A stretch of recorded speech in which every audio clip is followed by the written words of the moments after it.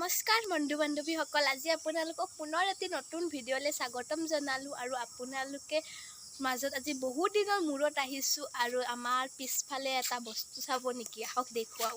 বনাইছে বাঁহৰে টাব বনাইছে আৰু মাটি ভৰাই এনেকৈ ড্ৰেগন ৰুইছে। কেনেকুৱা লাগিছে বাৰু? আৰু ইয়াত দেউতাই এনেকৈ বনাই আছে। এয়া চক মাটি দি আছে, এনেকৈ বাঁহ বনাইছে। এনেকৈ বনাইছে, এইটো বনোৱা হৈছে, কমপ্লিট হৈছে। এনেকৈ বাঁহেৰে এনেকৈ ৰছী গুঠি এনেকৈ এইবোৰ বাঁহেৰে এনেকৈ টাব বনাই।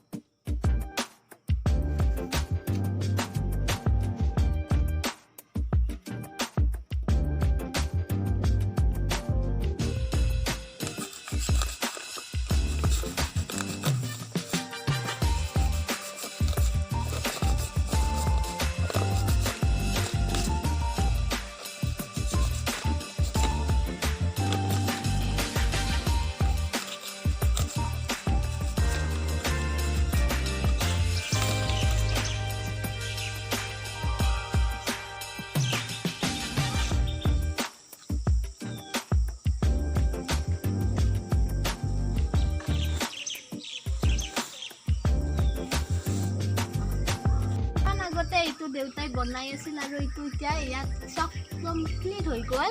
চব গোটেইটো বনোৱা হৈ গ'ল। আৰু ভাবকচোন, এই এটা কিমান ওজন হ'ব? এজন মানুহে অকলে দাঙি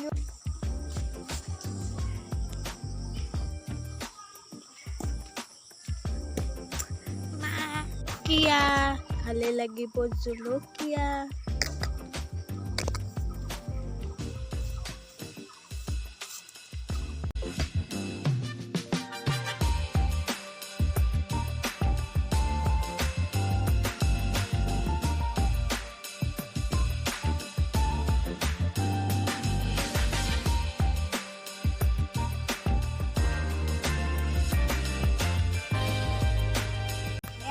এনেকে কাপোৰৰ এনেকে কি বুলি কয় এইটো?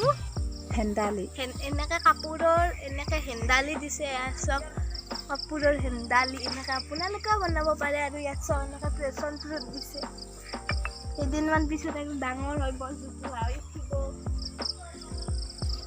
আৰু এই ৰছীকেইটা যে আপোনালোকে দেখিছে, এইটো জৈৱিকৰ কাম কৰে। যেতিয়া আপুনি ইয়াত জৈৱিকৰ কিবা ঔষধ মাৰাতে ইয়াত ভিজি যাব। ভিজি গ'লে এইটো তেতিয়া কাম চলাই থাকিব জৈৱিকৰ দৰে।